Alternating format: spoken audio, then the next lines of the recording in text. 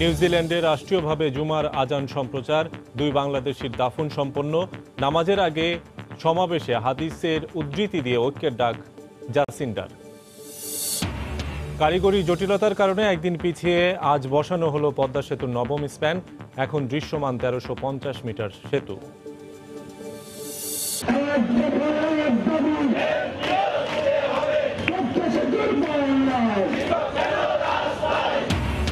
এমপিওভুক্তির দাবিতে জাতীয় প্রেস ক্লাবের সামনে বেসরকারি শিক্ষক কর্মচারীদের চতুর্থ দিনের অবস্থান। দাবি আদায় না হওয়া পর্যন্ত কর্মসূচি চালিয়ে যাওয়ার অঙ্গীকার।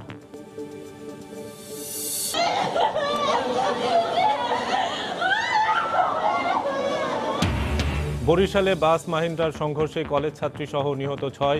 বিভিন্ন এলাকায় আরও 3 জনের মৃত্যু। সড়কে শৃঙ্খলা ফেরাতে হিমশিম খাচ্ছে পুলিশ, বললেন স্বরাষ্ট্রমন্ত্রী। এবং মিয়ানমারের বিদ্রোহীদের কাছ থেকে অত্যাধুনিক অস্ত্র কিনছে পাহাড়ি সংগঠনগুলো। আইন শৃঙ্খলা রক্ষা বাহিনীর কাছে তথ্য, যৌথ অভিযান জোরদারের তাগিদ।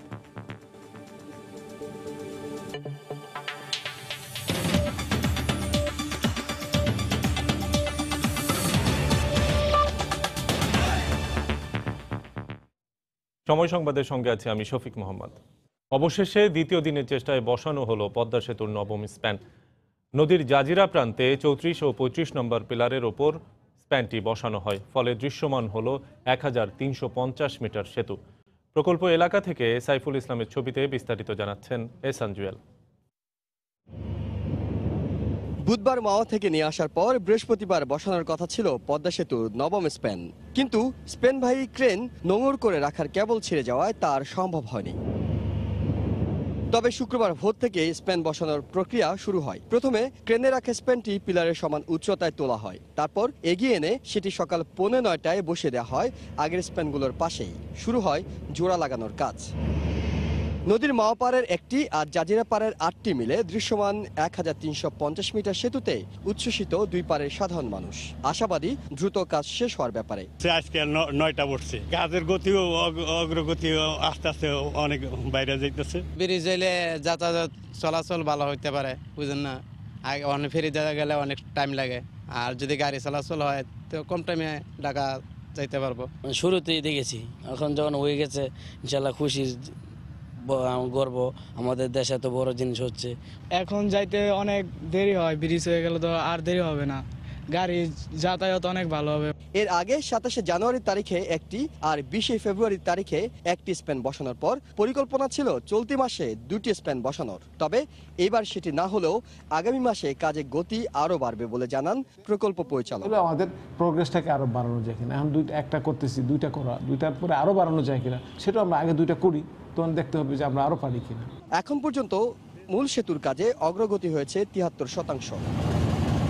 একটু একটু করে বাড়ছে সেতুর দৈর্ঘ্য, একটি করে স্প্যান বসছে, আর পদ্মা সেতুর সাফল্যের মুকুটে যোগ হচ্ছে নতুন নতুন পালক। এখন পর্যন্ত সবশেষ 3 মাসে গড়ে প্রতি মাসে একটি করে স্প্যান বসেছে। তবে নদীতে যেহেতু 14টি পিলার পুরো প্রস্তুত করা আছে, তাই মাসে একাধিক স্প্যান বসানোর পরিকল্পনা প্রকল্প সংশ্লিষ্টদের। এহসান জুয়েল, সময় সংবাদ, জাজিরা, শরীয়তপুর। এমপিওভুক্তির দাবিতে চতুর্থ দিনের মতো জাতীয় প্রেস ক্লাবের সামনে সড়ক অবরোধ করে বিক্ষোভ করেছেন বিভিন্ন জেলা থেকে আগত শিক্ষকরা। এবারের আন্দোলন সহ 2006 সাল থেকে একই দাবিতে 30তম আন্দোলন করছেন নন এমপিও শিক্ষকরা। তাদের দাবির মুখে 2010 সালে স্বীকৃতিপ্রাপ্ত কিছু শিক্ষা প্রতিষ্ঠানকে এমপিওভুক্ত করা হলেও বাদ রয়ে যায় আরও 5242টি শিক্ষা প্রতিষ্ঠানের প্রায় 80,000-এর মতো শিক্ষক ও কর্মচারী। তবে এবার তাদের দাবি না বাস্তবায়ন করা পর্যন্ত আন্দোলন চালিয়ে যাওয়ার হুঁশিয়ারিও দেন শিক্ষকরা। যে শিক্ষকদের থাকার কথা শিক্ষা প্রতিষ্ঠানে, সেই শিক্ষকই এখন সড়কে আন্দোলন করছেন নিজের অধিকার আদায়ে। শিক্ষা প্রতিষ্ঠানকে এমপিওভুক্তকরণের দাবিতে গত 19 মার্চ থেকে জাতীয় প্রেস ক্লাবের সামনে বিক্ষোভ ও অবস্থান কর্মসূচি পালন করে আসছেন শিক্ষকরা। এদিকে আন্দোলনরত অবস্থায় অসুস্থ হয়ে পড়েছেন অনেকে। আমরা বেতন ভাতা পাচ্ছি না, শিক্ষকতা করছি, আমরা পাশ করাচ্ছি, আমরা পরীক্ষা দেওয়া হয়েছি, আমরা ছাত্রছাত্রী আমাদের আছে, কিন্তু আমাদের হতাশ হয়েছে, আমাদের কোনো বেতন নেই। রাত যাপন করতেছি 2 দিন যাবত, মশার কামড়, কত কি আমরা কষ্ট সহ্য করে এখানে পড়ে আছি। বিভিন্ন জেলা থেকে আসা শিক্ষকরা জানান বেতন ছাড়া তাদের মানবেতর জীবনযাপনের কথা। আমার তো আমার কাছে নেই, কিভাবে আমার সন্তানদের মানুষ করব, এরাই তো জাতির ভবিষ্যৎ। কিন্তু তাদের লেখাপড়া যদি বাধা বিঘ্ন আসে, টাকা পয়সার অভাবে আমার সন্তানদের মেধা আছে কিন্তু পড়াশোনা করাইতে পারতেছি না আমরা অত্যন্ত মানবতার জীবনযাপন করছি, তাই সরকার মহলের কাছে অনুরোধ আমাদের এই দাবি মেনে নেন। যতক্ষণ পর্যন্ত মানা না হবে ততক্ষণ পর্যন্ত আমরা রাজপথ ছাড়ব না। এর আগেও একই দাবিতে গত বছরের জুলাইয়ে অনশন করেন নন এমপিও শিক্ষকরা। পরে সরকারের আশ্বাসে ঘরে ফিরে গেলেও দাবি বাস্তবায়ন না হওয়ায় চলতি বছরের জানুয়ারি থেকে আবারও আন্দোলন শুরু করেন বিভিন্ন জেলার নন এমপিও শিক্ষকরা। পিঙ্কি আক্তার, সময় সংবাদ, ঢাকা। এই মুহূর্তে জাতীয় প্রেস ক্লাবের সামনে আছেন রিপোর্টার নাজমুস সালেহী। সরাসরি চলে যাচ্ছি তার কাছে। সালেহী,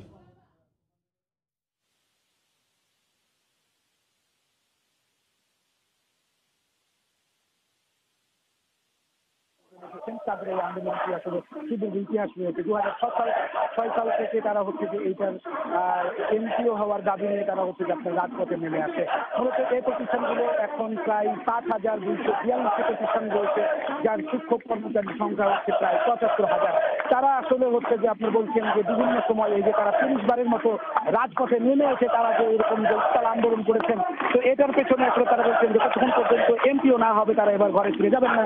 এই 30 বার এই 2006 সাল থেকে এখন 2019 সাল এই সময়ের মধ্যে এই নন এমপিও শিক্ষকদেরকে বিভিন্ন সময় বিভিন্ন রকমের প্রতিশ্রুতি দেওয়া হয়েছে, আশা দেওয়া হয়েছে। তারা সেই সমস্ত বিষয়গুলোকে মাথায় রেখে আশান্বিত হয়ে তারা ফিরে গেছেন, কিন্তু সেই দাবি বাস্তবায়ন না হওয়ায় তারা হচ্ছে যে এবার নতুন করে আবার রাজপথে নেমে কোনোভাবেই তারা এবার আসলে ঘরে ফিরে যাবে আদায় না হচ্ছে। তো এই যখন প্রথমের কথা বলি, তাহলে আপনাকে বলতে হয় যখন একেবারে শুরুর দিকে হয়তো কোনো মানুষজন মিলে তারা একটা শিক্ষা প্রতিষ্ঠান গড়ে তুলেছেন, সেইটার হচ্ছে যে জেলা প্রশাসকের পক্ষ থেকে, ইউনিয়নের পক্ষ থেকে, সংশ্লিষ্ট বোর্ড কর্তৃপক্ষ তারা হচ্ছে একটি অডিটের মধ্যে দিয়ে তাদেরকে আসলে পাঠদানের অনুমতি দিয়ে থাকে। সেই পাঠদানের অনুমতির পর তাদের কাছে একাডেমিক কার্যক্রমের জন্য অনুমতি দেওয়া হয় এবং সেই একাডেমিক কার্যক্রমের অনুমতি পেতে হলে আসলে প্রতিটি শিক্ষা প্রতিষ্ঠানকে একটি অন্তত বোর্ড পরীক্ষায় অংশগ্রহণ করতে হয়, যেখানে ন্যূনতম 30 জন শিক্ষার্থী দেখাতে হয় এবং 50% তাদের পাস অথবা উত্তীর্ণ দেখাতে হয়। এর মধ্য দিয়ে আসলে তখন তারা এমপিও ভর্তির জন্য যোগ্যতা অর্জন করে এবং তারা এমপিও ভর্তির আবেদন করতে পারে। এ হচ্ছে তাদের শর্ত। কিন্তু এখানে অনেক শিক্ষা প্রতিষ্ঠান রয়েছে যারা 20 বছর, 15 বছর, 10 বছর, যুগের পর যুগ আসলে তারা হচ্ছে যে এইভাবে আপনার বিনা টাকায় শিক্ষা দিয়ে যাচ্ছেন। এখন পর্যন্ত এই সরকারের পক্ষ থেকে আসলে কোন ধরনের কোনো যখন অবস্থা তখন তারা বলছেন যে তারা সুযোগ আসলে বিনা বেতনে পড়িয়েছেন, তারা সরকারের সমস্ত কিছু ল মেনটেন করে তারা একাডেমিক স্বীকৃতি পেয়েছেন, পাঠদানের অনুমতি পেয়েছেন, কিন্তু এখন পর্যন্ত তাদেরকে আসলে হচ্ছে যে আপনার সেই এমপিও ভর্তি হওয়ার পর যে ধরনের সরকারের আর্থিক সহায়তা দেওয়ার কথা সেটা করা হয়নি। সেই দাবিতে তারা যেই কারণে তারা হচ্ছে যে রাজপথে নেমে এসেছেন, শুধুমাত্র ঢাকার রাজপথে তারা এই নিয়ম 30 বার আন্দোলনে লিপ্ত হন। এই ছিল আমাদের নন এমপিও শিক্ষকদের আন্দোলনের খবর জানাচ্ছিলেন সহকর্মী নাজমুস সালেহী। সময় সংবাদে আরও থাকছে।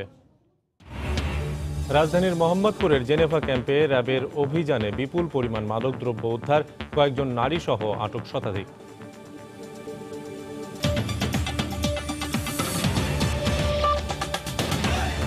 বরিশালে বাস মাহিন্দ্রার সংঘর্ষে বিএম কলেজের এক ছাত্রী সহ সারা দেশে আলাদা সড়ক দুর্ঘটনায় 9 জন নিহত হয়েছেন। আহত হয়েছেন অন্তত 10 জন। রিপোর্টার ও জেলা প্রতিনিধিদের পাঠানো তথ্য ও ছবি নিয়ে রিপোর্ট। সড়কে থামছে না মৃত্যুর মিছিল। আজও সড়কে প্রাণ গেল এক শিক্ষার্থীর। বরিশাল বিএম কলেজের মাস্টার্সের ছাত্রী শিলা হাওলাদারকে হারিয়ে কান্নায় ভেঙে পড়েন সহপাঠীরা।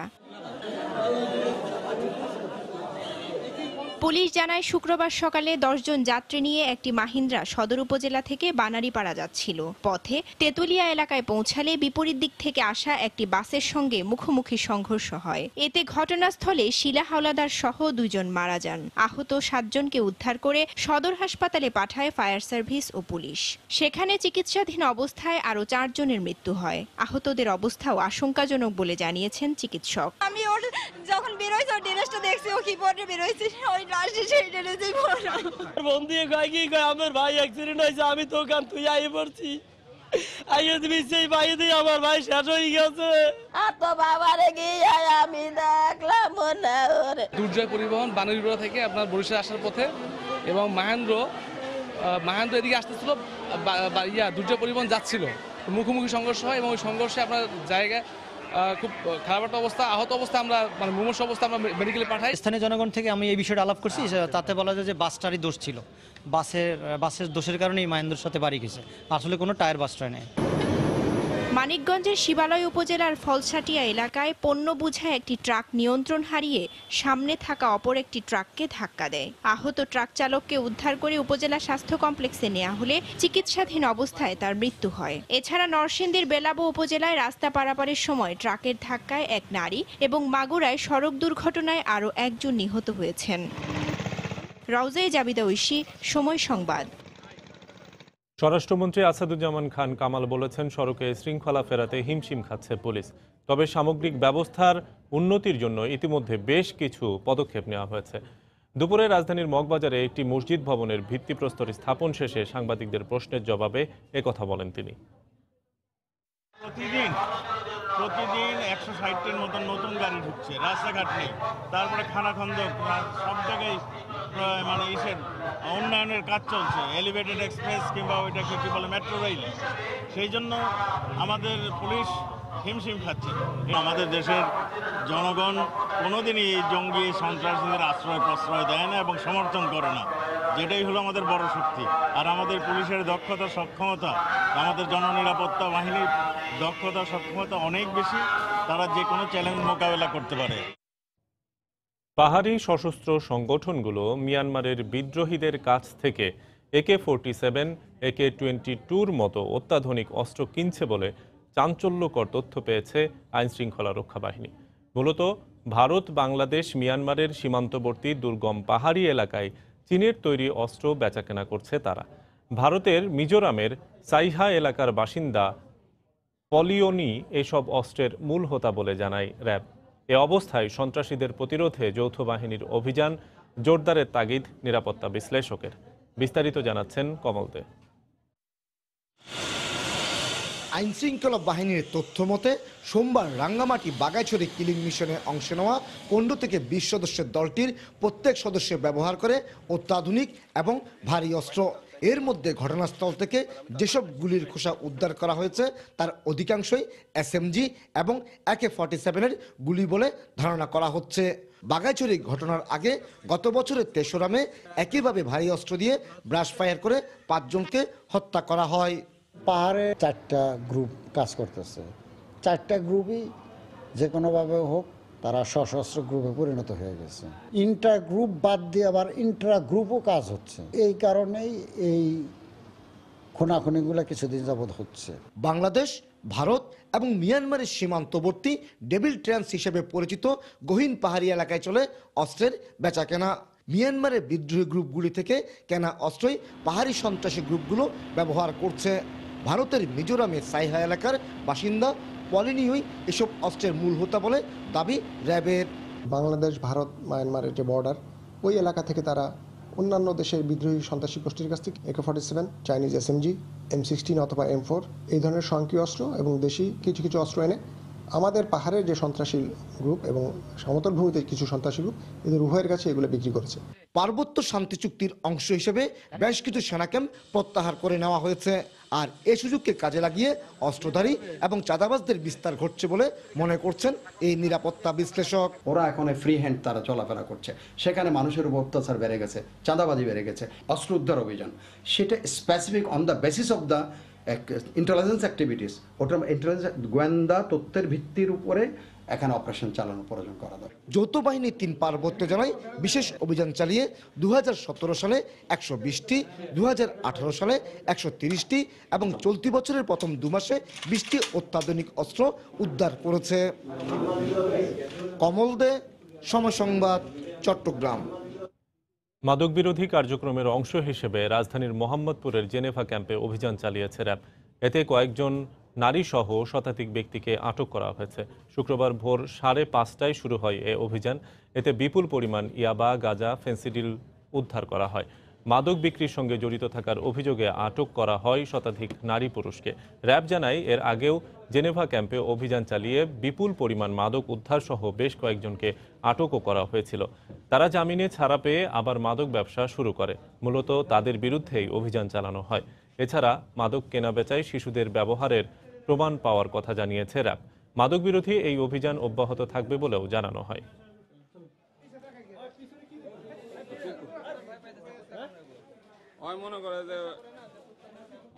ঢাকা শহরের যে বিভিন্ন জায়গায় মাদকগুলি যে ছড়িয়ে পড়ছে সে বড় একটি উল্লেখযোগ্য অংশ এখান থেকে আসে, সেই গোয়েন্দা তথ্য আমাদের কাছে ছিল এবং আমরা এর আগে যখন অভিযান পরিচালনা করেছি সেই অবস্থা থেকে এই অবস্থাটা বেশ উন্নতি হয়েছে। বাট এখন আবার তারা অন্য অন্য পন্থায় আবার মাদকের সেই ব্যবসাটা শুরু করেছে। মাদকগুলি এখন নিয়ে আসার পরে ছোট ছোট শিশুদেরকে দিয়ে তারা এগুলি বিভিন্ন জায়গায় এগুলি নিয়ে যাচ্ছে। কক্সবাজারে গুলিতে 2 জন নিহত হয়েছে। পুলিশের দাবি, বন্দুকযুদ্ধে নিহতরা মাদক ও হুন্ডি ব্যবসায়ী। এ ঘটনায় আহত হয়েছে 5 পুলিশ সদস্য। ঘটনাস্থল থেকে মাদক, অস্ত্র ও গুলি উদ্ধার করা হয়েছে। গতরাতে টেকনাফের রাজরছড়া এলাকায় এই ঘটনা ঘটে। পুলিশ জানায় ওই এলাকায় কিছু লোক ইয়াবা বেচা কেনা করছে এমন খবরে সেখানে যায় তারা। এ সময় উপস্থিতি টের পেয়ে পুলিশকে লক্ষ্য করে গুলি ছোড়ে মাদক ব্যবসায়ীরা। আত্মরক্ষার্থে পুলিশও পাল্টা গুলি ছোড়ে। এক পর্যায়ে অন্যরা পালিয়ে গেলেও ঘটনাস্থল থেকে নুরুল আমিন নামে এক মাদক ব্যবসায়ী ও নূর মোহাম্মদ নামে এক হুন্ডি ব্যবসায়ীর লাশ উদ্ধার করে পুলিশ। এ ঘটনায় এক এসআই সহ 5 পুলিশ সদস্য আহত হয়েছেন। আওয়ামী লীগের উপদেষ্টা মণ্ডলীর সদস্য তোফায়েল আহমেদ বলেছেন, বিএনপি এখন বিলীন হবার পথে। বিএনপির রাজনীতি পছন্দ করে না বলেই অনেকেই এখন দল ছেড়ে যাচ্ছেন। দুপুরে ভোলা সরকারি স্কুল মাঠে আয়োজিত এক মতবিনিময় সভায় একথা বলেন তিনি। বিএনপি এটা বিলীনের পথে। ইদানিং বিএনপি অনেকে ত্যাগ করে চলে যাচ্ছে, কারণ বিএনপির রাজনীতি ভালো লাগে না। লাগবে কেমনে? বিএনপির চেয়ারপারসন খালেদা জিয়া দুর্নীতি মামলার আসামি, তার পরিবর্তে করেছে একজনকে বিদেশে থাকে, খুন মামলায় যার যাবজ্জীবন সাজা হয়েছে। একটা খুনিকে দলের ভারপ্রাপ্ত প্রধান করে মানুষকে এত বোকা। বর্তমান পরিস্থিতিতে বিএনপির ঘুরে দাঁড়ানোর কিছু নেই মন্তব্য করে স্থায়ী কমিটির সদস্য আমির খসরু মাহমুদ চৌধুরী বলেছেন, রাজনীতির কক্ষপথ থেকে সরে যাওয়া আওয়ামী লীগ কিভাবে ঘুরে দাঁড়াবে সেটাই এখন বড় প্রশ্ন। দুপুরে জাতীয় প্রেস ক্লাবে এক আলোচনা অনুষ্ঠানে এ মন্তব্য করেন তিনি। বিএনপি ঘুরে দাঁড়ানোর প্রশ্ন আসছে না, যারা ক্ষমতা দখল করেছে আওয়ামী লীগ কিভাবে ঘুরে দাঁড়াবে তাদেরকে চিন্তা করতে হবে।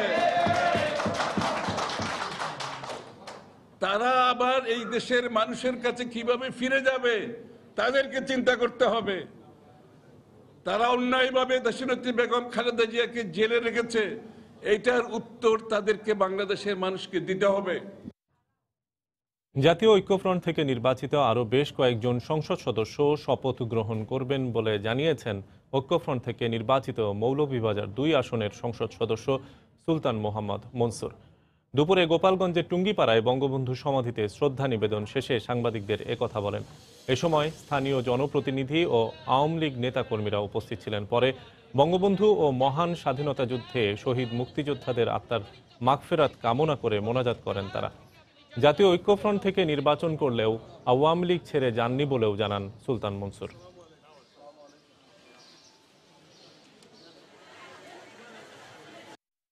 জাতীয় ঐক্যফ্রন্টের আরো যারা আছেন বা সংসদ সদস্য নির্বাচিত হয়েছেন গত 30শে ডিসেম্বর, এরা অনেকেই আপনারা দেখবেন আগামীতে শপথ গ্রহণ করবেন এবং এখানেও আসবেন।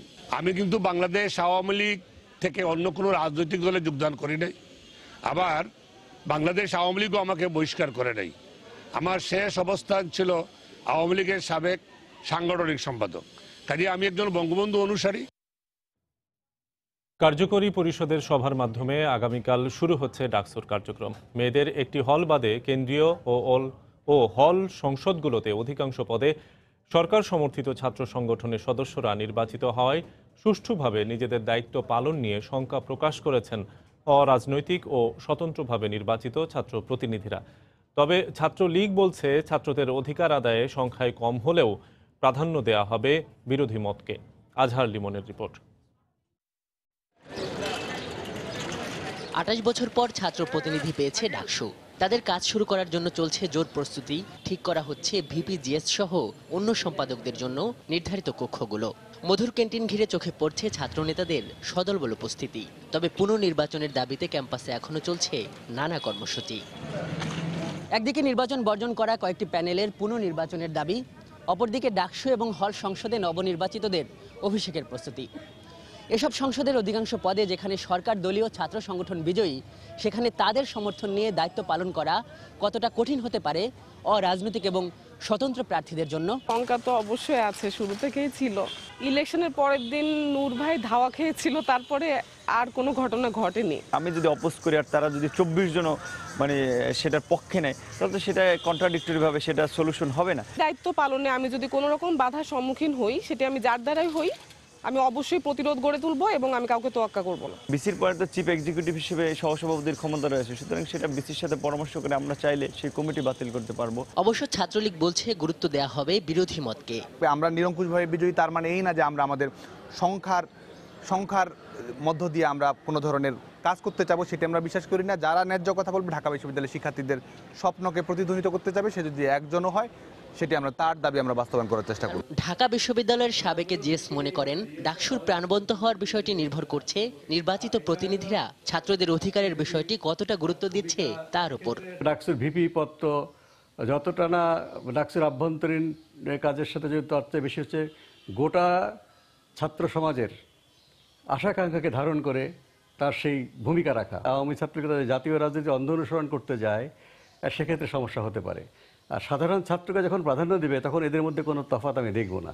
গেল 11ই মার্চ অনুষ্ঠিত নির্বাচনে কেন্দ্রীয় সংসদ ভিপি ও সমাজসেবা সম্পাদক বাদে সবকটি পদে জয়ী হয় ছাত্রলীগ। আর হল সংসদের 12টিতে পূর্ণ প্যানেলে জয় পেয়েছে সরকার সমর্থক এই ছাত্র সংগঠন। আজহার লিমন, সময় সংবাদ, ঢাকা। এদিকে ডাকসুর সহ সভাপতি হিসেবে দায়িত্ব নেওয়ার কথা জানিয়েছেন নুরুল হক নূর। বিকেলে ঢাকা বিশ্ববিদ্যালয়ের মধুর ক্যান্টিনে এক প্রেস ব্রিফিংয়ে তিনি একথা জানান। তিনি বলেন, দায়িত্ব নিলেও শিক্ষার্থীদের দাবি দাওয়া আদায়ের নিয়মতান্ত্রিক আন্দোলন চলবে। শিক্ষার্থীরা পুনর্নির্বাচনের দাবিতে আন্দোলন করতেছে এবং আমরা তাদের সাথে একাত্মতা পোষণ করেছি। আর ডাকসু নির্বাচনকে কেন্দ্র করে আগামীকালকে যে অভিষেক অনুষ্ঠান হতে যাচ্ছে, সেখানে আমরা শিক্ষার্থীদের চাওয়া পাওয়াকে প্রাধান্য দিয়েই আমরা আনুষ্ঠানিকভাবে দায়িত্ব গ্রহণ করব এবং শিক্ষার্থীদের পুনর্নির্বাচন সহ যে বিশ্ববিদ্যালয়ে অন্যান্য সমস্যা রয়েছে, সেটি সমাধানকল্পে আমাদের নিয়মতান্ত্রিক যে আন্দোলন সংগ্রাম, সেগুলো চলবে। শিক্ষামন্ত্রী ডাক্তার দীপু মনি জানিয়েছেন, ঢালাওভাবে নয়, কোচিং সেন্টারের অনৈতিক অংশগুলো নিয়ন্ত্রণে আনা হবে। সকালে রাজধানীর ইঞ্জিনিয়ার্স ইনস্টিটিউটে এক অনুষ্ঠানে বক্তব্য রাখেন তিনি। বলেন, সৃজনশীল পদ্ধতিতে লেখাপড়ায় গাইড বইয়ের কোনো প্রয়োজন নেই। গাইড বই বন্ধে সবাইকে সহযোগিতার আহ্বান জানান শিক্ষামন্ত্রী।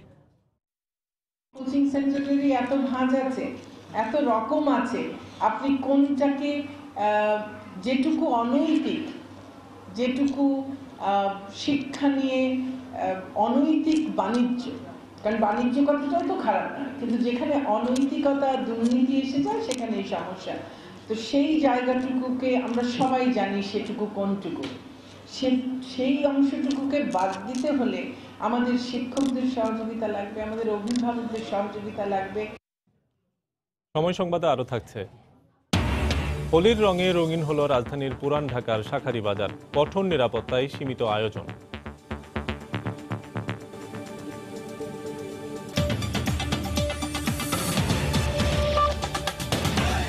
প্রতিনিয়ত বরগুনার পাথরঘাটায় সমুদ্র উপকূলের গ্রামগুলোতে বাড়ছে বিশুদ্ধ খাবার পানির সংকট। বিশুদ্ধ পানির খোঁজে গ্রামবাসীকে ছুটতে হয় কিলোমিটারের পর কিলোমিটার। তাও বিশুদ্ধ পানি না মেলায় জীবন বাঁচাতে গিয়ে তারা দূষিত পানি পান করে আক্রান্ত হচ্ছেন নানা রোগে। জনস্বাস্থ্য প্রকৌশল দপ্তর বলছে, জলবায়ুর বিরূপ প্রভাবের মাত্রা বেড়ে যাওয়ায় সংকট সমাধানে পেরে উঠছেন না তারা। আর বিকল্প পন্থা উদ্ভাবনের তাগিদ দিচ্ছে জেলা প্রশাসক। বিস্তারিত জানাচ্ছেন এম এ আজিম, ক্যামেরায় ছিলেন রিপন মালি। মাথার উপর সূর্য, তৃষ্ণা মেটানোর বিশুদ্ধ পানির খোঁজে পরিবারের সবাইকে নিয়ে ছুটছেন জিনতলা গ্রামের মিনারা বেগম। হাঁটতে হবে 3 কিলোমিটার, তবেই মিলবে পুকুরে বসানো ফিল্টারের পানি। খাওয়ানো ভালো পানি যদি না হয়, নুন পানি যদি হয়, তাহলে পায়খানা হয়। 30 মাসে রোদে ওই মেতায় দিয়ে এই মেতায় পানি নিতে লাগে। তবে পাথরঘাটা উপজেলার সমুদ্রপাড়ের গ্রামগুলোতে এখন ফিল্টারের পানিও জুটছে না সবার ভাগ্যে। দীর্ঘদিন ধরে বিকল হয়ে আছে একাধিক ফিল্টার। অনেক স্থানেই ফিল্টার বসানো পুকুর ভরাট হয়ে গেছে। আবার সমুদ্রের লবণ পানি পলিসহ ঢুকে পড়ছে ঘরবাড়ি, কৃষিজমি ও মিষ্টি পানির একমাত্র উৎস পুকুরগুলোতে।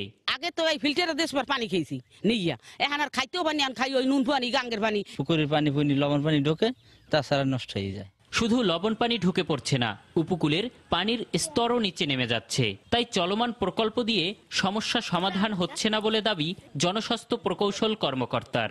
এসব কারণে আমাদের সামনে আরো নতুন প্রকল্প এবং আরো বেশি মানুষের সুবিধা দেওয়ার জন্য আরো বেশি বরাদ্দ প্রয়োজন হবে।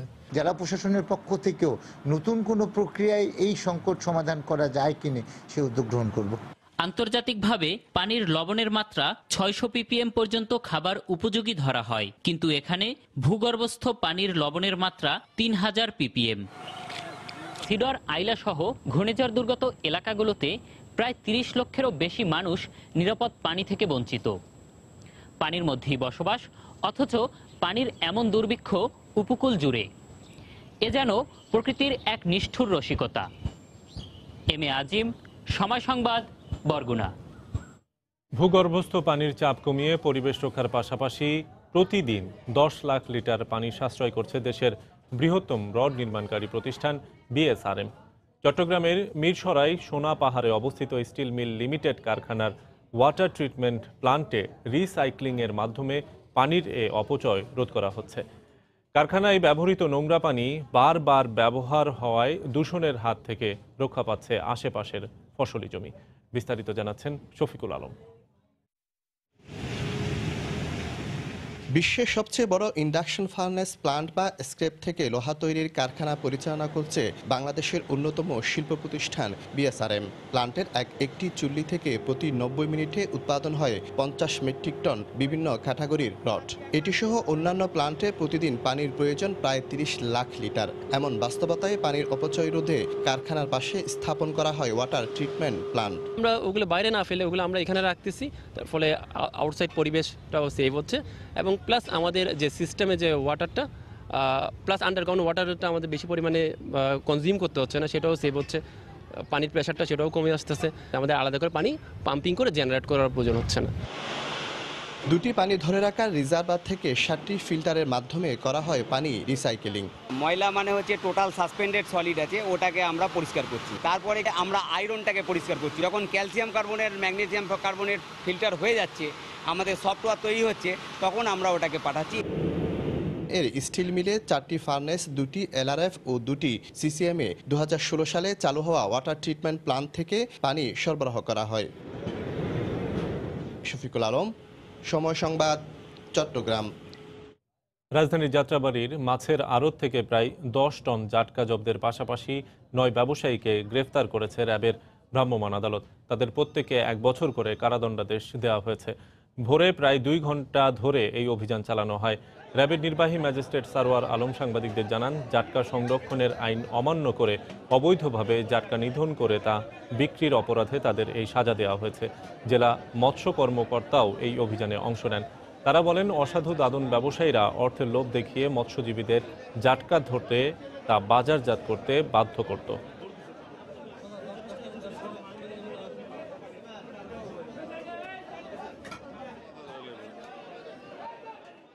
মৎস্য সংরক্ষণ আইন অনুযায়ী প্রত্যেককে 1 বছরের বিনাশ্রম কারাদণ্ড আদেশ করা হয়েছে এবং আমরা আশা করছি যে এই ধরনের অপরাধগুলি হয়তো কমে যাবে।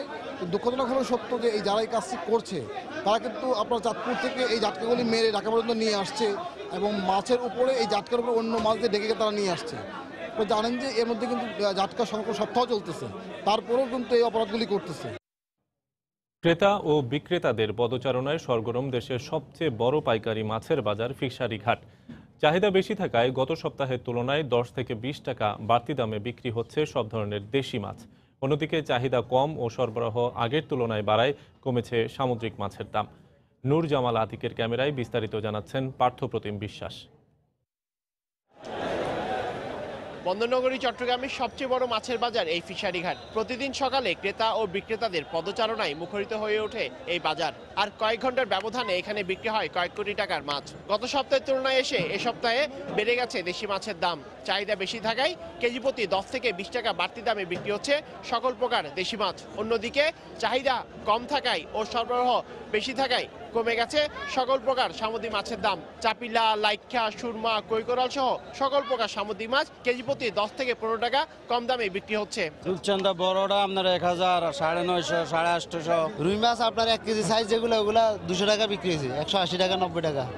আর এর নিচে যেগুলো এগুলা মনে করেন 160, 150 টাকা। প্রত্যেকটা মাছেই কিন্তু দাম কমে গেছে, 20 টাকা 30 টাকা করে কেজি প্রতি কমে গেছে। আপনারা যে মিডিয়ার লোক, আপনারা দেখলে দাম কম বলে, আমাদের দেখলে দাম তখন বাড়া যায়। শুক্রবার আসলেই সামাজিক অনুষ্ঠান বেশি থাকে বন্দরনগরী চট্টগ্রামে। সামাজিক অনুষ্ঠানের মৌসুম থাকলেই চিংড়ি ও ইলিশ মাছের দাম বেড়ে যায়। তবে এই সপ্তাহে সামাজিক অনুষ্ঠানের মৌসুম কম থাকায় কেজি প্রতি 150 টাকা কম দামে বিক্রি হচ্ছে চিংড়ি মাছ। অন্যদিকে অপরিবর্তিত রয়েছে ইলিশ মাছের দাম। গলদা হিসাবে কেজি আপনার কেজিতে 100 টাকা কমে গেছে। আর লইলা হিসাব হরিণা হিসাব কমে গেছে আপনার কেজি 200 টাকা। সাগরের মাছের চাপের কারণে চিংড়ি মাছের বাজার খারাপ। আর কয়েকদিন পরে অনুষ্ঠিত হবে পয়লা বৈশাখ। এ কারণে বাজারে মাছের দাম বাড়বে বলে জানিয়েছে মৎস্য বিক্রেতারা। চট্টগ্রামের ফিশারি ঘাট থেকে পার্থ প্রতিম বিশ্বাস, সময় সংবাদ। দেশি বিদেশি পর্যটকে মুখর সৈকতের শহর কক্সবাজার। প্রাকৃতিক সৌন্দর্য ও সমুদ্রের ঢেউয়ের নগর জীবনের যান্ত্রিকতা থেকে মুক্তির পথ খুঁজছেন পর্যটকরা।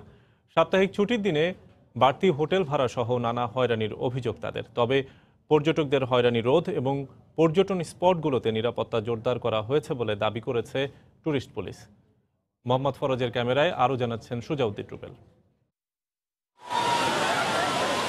বিশ্বের দীর্ঘতম সমুদ্র সৈকতের কারণে কক্সবাজার পর্যটকদের কাছে অন্যতম আকর্ষণীয় স্থান। তাই বছর জুড়ে পর্যটকের আনাগোনা থাকে সৈকতের এই শহরে। এখন প্রচন্ড রোদ, তারপরও পর্যটকের কমতি নেই কক্সবাজার সৈকতে। সাপ্তাহিক ছুটিতে সৈকতের সবকটি পয়েন্টেই পর্যটকের উপচে পড়া ভিড়। আনন্দ আর উচ্ছ্বাসে মাতোয়ারা পুরো সাগর তীর। খুব ভালো লাগছে এই সময়টা, না শীত না গরম। মনের প্রশান্তির জন্য আসলে এখানে আসা। এখানে আসে আমরা অনেক উপভোগ করছি। সপ্তাহের অন্য দিনগুলোতে পর্যটকের উপস্থিতি কম থাকলেও শুক্র ও শনিবার পর্যটকের সংখ্যা বেড়ে যায় অনেক বেশি। এই সুযোগে বাড়তি হোটেল ভাড়া আদায় সহ নানা হয়রানির শিকার হচ্ছেন কক্সবাজারে বেড়াতে আসা পর্যটকরা। অটো ভাড়া, তারপরে জি বাইকগুলো, এগুলা যদি রেটটা বেশিটা না নেয় তাহলে আমাদের জন্য মানে ভালো। অসংখ্য টায়ার নামতেছে, এভাবে যদি টায়ার নামতে থাকে একজনে হয়তো মজা করবো, 10 জনে সমস্যা হবে। তবে হয়রানি বন্ধ সহ পর্যটন স্পটগুলোতে নিরাপত্তা জোরদার করা হয়েছে বলে দাবি ট্যুরিস্ট পুলিশের। যে সমস্ত এলাকায় পর্যটক সমাগম বেশি হয় ওখানে সর্বদা ইউনিফর্মধারী সাথে সিভিল লোকজন থাকে, যেন পর্যটকরা হয়রানির শিকার না হয়। কক্সবাজারে 4 শতাধিক হোটেল মোটেল ও রিসোর্ট রয়েছে, যেখানে সাপ্তাহিক ছুটিতে পর্যটকে ভরপুর থাকে এসব হোটেল মোটেল ও রিসোর্ট। সুজাউদ্দিন রুবেল, সময় সংবাদ, কক্সবাজার। সাংবাদিক ও ঢাকা রিপোর্টার্স ইউনিটির সাবেক সভাপতি আনোয়ারুল হক মারা গেছেন। ইন্না লিল্লাহি ওয়া ইন্না ইলাইহি রাজিউন। ভোরে অসুস্থ হয়ে পড়লে তাকে রাজধানীর একটি হাসপাতালে নেওয়া হয়। সেখানে কর্তব্যরত চিকিৎসক তাকে মৃত ঘোষণা করেন। পরে তার মরদেহ ধানমন্ডি বাসায় নিয়ে যাওয়া হয়। খবর পেয়ে স্বজনরা ছুটে যান তার বাসায়। তার বয়স হয়েছিল 62 বছর। তিনি নয়াদিল্লিতে বাংলাদেশ হাই কমিশনের প্রেস মিনিস্টারের দায়িত্ব পালন করেছেন। কর্মজীবনে তিনি ডেইলি স্টার সহ বিভিন্ন প্রতিষ্ঠানে কাজ করেন। বাদজুমা ধানমন্ডিতে প্রথম এবং ঢাকা রিপোর্টার্স ইউনিটিতে তার দ্বিতীয় জানাজা অনুষ্ঠিত হয়। নীতিতে অনড় থেকে সুষ্ঠু কর্মচর্চার মধ্য দিয়েই কীর্তিমান সাংবাদিক শাহ আলমগীরের মতো মানুষের প্রতি যথাযথ শ্রদ্ধা জানানো হবে বলে মন্তব্য করেছেন বিশিষ্টজনরা। সকালে জাতীয় প্রেস ক্লাবে সম্প্রচার সাংবাদিক কেন্দ্র আয়োজিত স্মরণ সভায় এ মন্তব্য করেন তারা। অনুষ্ঠানে শাহ আলমগীরের স্বজন, বন্ধু ছাড়াও দীর্ঘদিনের সহকর্মীরা তাকে স্মরণ করেন। বলেন, শাহ আলমগীর ছিলেন সাংবাদিকদের অভিভাবক। পিআইবির মহাপরিচালক থাকা অবস্থায় তিনি সাংবাদিকদের কল্যাণে বিভিন্ন উদ্যোগ নিয়েছেন। সহকর্মীদের যে কোনো সংকটে পাশে দাঁড়াতেন সবসময়। তিনি আপনাদের মাঝখানে থাকবেন। আমার ছোট ভাইটি দেশের বাইরে থাকে, সে আমার বোনকে বলেছে যে দাদার একটি গুণ করে যদি আমরা আমাদের সবার মধ্যে ধারণ করতে পারি, আমাদের জীবনের আমূল পরিবর্তন হবে। আলমগীর ভাইয়ের সামগ্রিকতাকে ধারণ করবার ক্ষমতা আমাদের মতো মানুষের নাই। যদি তার দু একটা গুণাবলী আমরা শিখতে পারি এবং আমাদের জীবনে প্রয়োগ করতে পারি, সেটা আমাদের সাংবাদিক সমাজের এবং জাতির জন্য একটা করে যাওয়া কাজ হবে। সর্বত্র দায়িত্ব একান্ত নিষ্ঠার সঙ্গে, সততার সঙ্গে, ভালোবাসার সঙ্গে, আন্তরিকতার সঙ্গে জীবনের সমস্ত চেতনাকে লালন করে তিনি তার দায়িত্ব পালন করে গেছেন। ভারতের শ্রী শ্রী শিবানন্দের দর্শন পেতে রাজধানীর ঢাকেশ্বরী মন্দিরে ভিড় করেন ভক্তরা। তার প্রতি শ্রদ্ধা নিবেদন করে সুস্থ থাকার দীক্ষা নেন তারা। ভারতের কাশী থেকে আসা এই সাধক 123 বছর বয়সেও প্রতিদিন যোগব্যায়াম করেন, ভ্রমণ করে বেড়ান বিভিন্ন আশ্রমে। তিনি জানান, ওষুধ নয়, নিয়ম মেনে চলা ও খাদ্যাভ্যাসের পরিবর্তনের মাধ্যমে দীর্ঘদিন সুস্থভাবে বেঁচে থাকা সম্ভব। ঢাকেশ্বরী মন্দিরে তিনি সবাইকে সুস্থ থাকার নানা পরামর্শ দেন। এ সময় দেশবাসীর সুস্থতা কামনা করেন শ্রী শ্রী শিবানন্দ।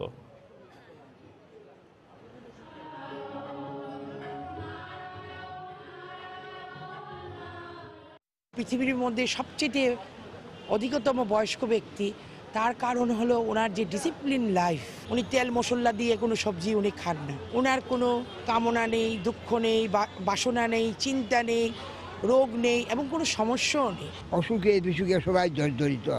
এই জর্জরিত মানুষকে যাতে রোগমুক্ত জীবনযাপন করতে পারে, এই জন্য আমি এখানে আসলাম। আমাকে দেখে সবাই শিখবে, আমি যেমন রোগমুক্ত সবাই থাকুক রোগমুক্ত, এটি আমার ইচ্ছা। সকালে কিছুটা স্থবির থাকলেও বেলা বাড়তেই বড়দের তৎপরতায় হোলি পালন করেছে শাঁখারীবাজারের শিশু কিশোররা। তবে বাড়াবাড়ি নিরাপত্তা আর বিধি নিষেধ আরোপের কারণে শাঁখারীবাজারে জমকালো হোলি খেলার ঐতিহ্যে কিছুটা ভাটা পড়ে। হোলিতে গান হবে না তা মেনে নিতে নারাজ তারুণ্য। হোলিতে সাউন্ড বক্স ব্যবহার করতে না দেয়ায় তরুণরা এভাবেই সশব্দে গান গেয়ে হোলি উৎসব মাতিয়ে রাখেন। তারুণ্যের জোয়ারে হোলির দিন সকাল থেকে স্থবির থাকা শাঁখারীবাজার হঠাৎ আনন্দে ভরে ওঠে দুপুরের দিকে। তবে নিরাপত্তার বাড়াবাড়িতে পুরনো ঐতিহ্যে ছেলে বুড়ো সবাই হোলি খেলায় মেতে ওঠার কথা থাকলেও বড়রা নিজেদের রেখেছেন দেয়ালের আড়ালেই। প্রতিবার যেমন ওরকম তো হচ্ছে না, এবারে ফ্যামিলি মেম্বাররা মোটামুটি সবাই আর নামছে না, সবাই উপর থেকে যাচ্ছে, আমাদের সাথে মজাটা উপর থেকেই করা যাচ্ছে।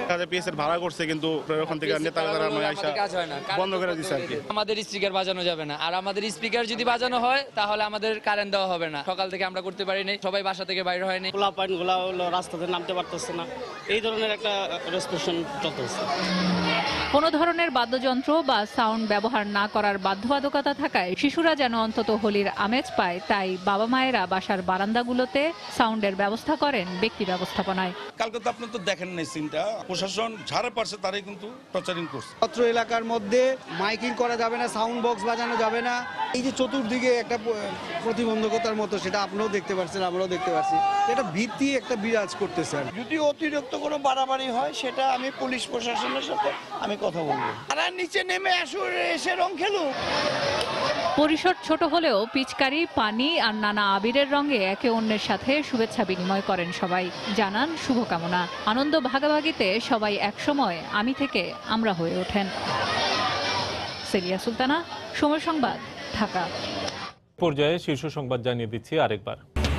নিউজিল্যান্ডে রাষ্ট্রীয়ভাবে জুমার আজান সম্প্রচার।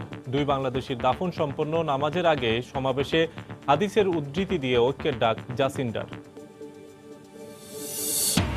কারিগরি জটিলতার কারণে একদিন পিছিয়ে আজ বসানো হলো পদ্মা সেতুর নবম স্প্যান। এখন দৃশ্যমান 1350 মিটার সেতু।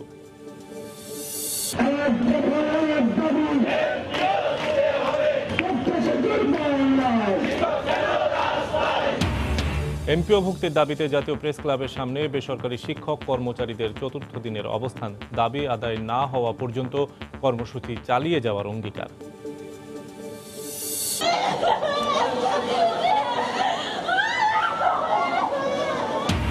বরিশালে বাস মাহিন্দ্রার সংঘর্ষে কলেজ ছাত্রী সহ নিহত 6, বিভিন্ন এলাকায় আরও 3 জনের মৃত্যু।